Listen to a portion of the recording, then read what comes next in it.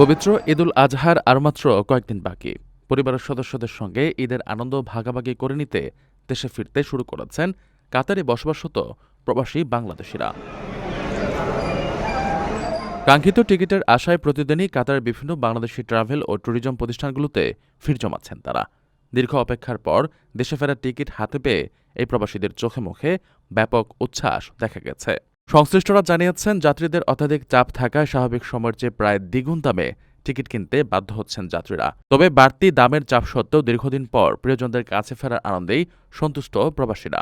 এদিকে যাত্রীদের ঈদ যাত্রাকে আনন্দমুখর করতে সব ধরনের প্রস্তুতি সম্পন্ন করেছে বিমান সংস্থাগুলো। ইতিমধ্যেই বিমান বাংলাদেশ এয়ারলাইন্সের বেশিরভাগ টিকিট বিক্রি হয়ে গেছে।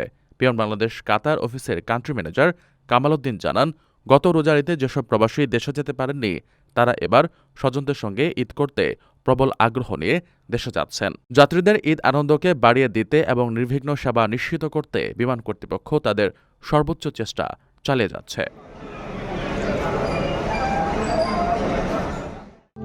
প্রবাসীদের জন্য নির্মাণ হচ্ছে দেশের প্রথম স্মার্ট সিটি, যেখানে থাকছে স্কুল, মসজিদ, হাসপাতাল, সুইমিং পুল, হেলিপ্যাড, পাঠাগার, জিম, সুপারমার্কেট, শিশু পার্ক সহ সকল নাগরিক সুবিধা।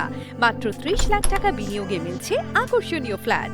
প্লাটিনাম ইনভেস্টরদের জন্য ঢাকা বিমানবন্দরে ভিআইপি প্রোটোকল সুবিধা।